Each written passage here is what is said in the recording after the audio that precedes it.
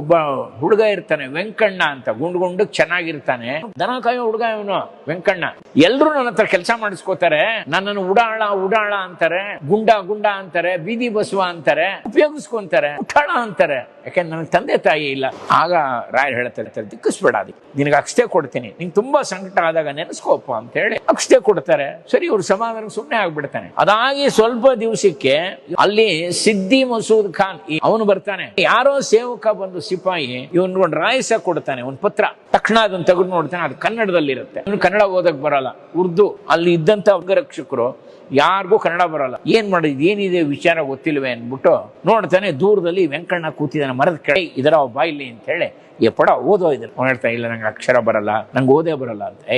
ನೀನು ಬ್ರಾಹ್ಮಣನ ಮಗ ಅಲ್ಲ, ಬ್ರಾಹ್ಮಣ ತಾನೆ ಅಂತ. ಹೌದು ನಾನು ಬ್ರಾಹ್ಮಣ ಆಗಿ ಓದು ಬರಲ್ಲ ಅಂತ ಸುಳ್ಳು ಹೇಳ್ತೀಯ, ನೀನೇನಾದ್ರು ಓದ್ದೇ ಇದ್ರೆ ಚಡಿ ಏಟ್ ಹಾಕಿಸ್ತೀನಿ ಅಂತ ಹೇಳಿ ಹೆದರಿಸ್ಬಿಡ್ತಾನೆ. ಈಗ ಆ ವೆಂಕಣ್ಣನಿಗೆ ನಡ್ಕ ಬಂದ್ಬಿಡುತ್ತೆ, ಇವನೆಲ್ಲ ನನ್ ಚಡಿ ಏಟ್ ಹೊಡಿತಾನ. ತಕ್ಷಣ ಅವನಿಗೆ ಜ್ಞಾಪಕ ಬಂದಿದ್ದು ರಾಯರು. ರಾಘವೇಂದ್ರ ಅಂತ ಯಾವಾಗ ಅಡಸಲಿ ಅವ್ನು ರಾಘವೇಂದ್ರ ಅನ್ನೋ ಆ ಪತ್ರ ಇಟ್ಕೊಂಡು ಓದಕ್ ಶುರು ಮಾಡ್ಬಿಟ್ಟು ಏನು ಪುಂಖಾನುಪುಂಖವಾಗಿ ಅದನ್ನು ಓದ್ಬಿಡ್ತಾನೆ ಸ್ಪಷ್ಟವಾಗಿ. ಅಂದ್ರೆ ನಿನಗೆ ಗಂಡು ಮಗು ಆಗಿದೆ, ಚೆನ್ನಾಗಿದೆ, ಆರೋಗ್ಯವಾಗಿದೆ ಅಂತ ಇದನ್ನ ಕೇಳಿದ ಕೂಡಲೇ ಶಬ್ಬಾಷ್ ಅಂತ ಹೇಳಿ ಬೆಂತಿಡ್ತಾನೆ. ಇವನಿಗೆ ಮೂರ್ಛೆ ಹೋದಂಗ ಆಗ್ಬಿಟ್ಟಿರುತ್ತೆ ವೆಂಕಣ್ಣಗೆ. ಯಾಕೆಂದ್ರೆ ಇವನು ಓದ್ ಬರಲ್ಲ.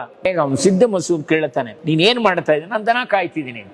ಚೋಡ ಬಿಟ್ಬಿಡೋದನ್ನ, ನಮ್ಮ ಸೈನ್ಯದಲ್ಲಿ ಸೇರಿಸ್ಕೊಂತೀನಿ ನಿನ್ನ. ಯಾಕೆಂದ್ರೆ ನನಗೆ ಗಂಡು ಮಗು ಆಗಿದೆ ಅನ್ನುವಂತ ಸುದ್ದಿಯನ್ನ ನಿನ್ ಬಾಯಲ್ಲಿ ಕೇಳದೆ, ನಾನು ಸೈನ್ಯದಲ್ಲಿ ಸೇರಿಸ್ಕೋತೇನೆ. ಆ ವೆಂಕಣ್ಣಂಗೆ ಒಂದು ಚಿಂತನೆ ಬರುತ್ತೆ, ನಾನು ಓದಕ್ ಶುರು ಮಾಡಿದ್ರೆ ಇನ್ನು ಎಷ್ಟು ಹತ್ರಕ್ಕೆ ಹೋಗ್ತೀನಿ ಅಂತ ಹೇಳಿ ಅವತ್ತಿಂದ ಅಭ್ಯಾಸ ಮಾಡಕ್ ಶುರು ಮಾಡ್ತಾನೆ. ಯಾವ ಮಟ್ಟಕ್ಕೆ ಹೋಗ್ತಾನೆ ಅಂದ್ರೆ ಸಿದ್ದಿ ಮಸೂದ್ ಖಾನ್ಗೆ ಇವನೇ ದಿವಾನ, ಅಡ್ವೈಸರ್ ಆಗಿಬಿಡ್ತಾನೆ.